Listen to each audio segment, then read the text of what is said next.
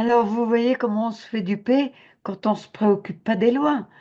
On continue, on passe aux impôts et taxes et vous allez voir que là aussi, ça vaut le coup de s'y pencher. Donc, depuis 1950, ils ont décidé de recodifier les impôts. Il faut savoir qu'une loi, pour qu'elle soit officielle, il faut qu'elle soit promulguée par le président de la République et publiée au journal officiel.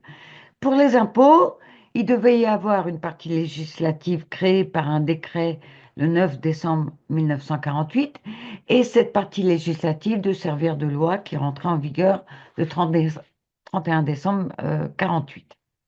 Mais ce décret n'a jamais été publié au journal officiel, ce qui veut dire qu'il n'est jamais rentré en vigueur. Donc ce décret n'a pas pu servir pour une loi puisqu'il n'a jamais été publié au journal officiel.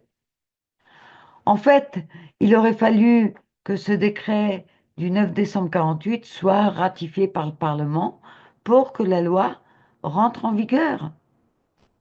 Et comme je viens de vous le dire, il n'a jamais été publié au journal officiel. Mais en plus, il n'y a pas eu de ratification par le Parlement. Donc la loi du 31 décembre 48, elle est caduque. Et c'est cette loi qui devait servir de base pour le Code général des impôts du 6 avril 1950.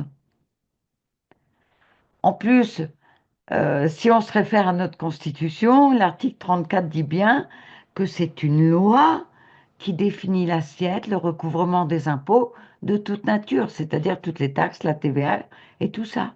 Mais il n'y a pas de loi. Donc, le Code général des impôts est un décret du 6 avril 1950 qui est en désaccord avec notre Constitution actuelle. Donc, le Code général des impôts, il n'a aucune valeur juridique et il ne peut pas être appliqué.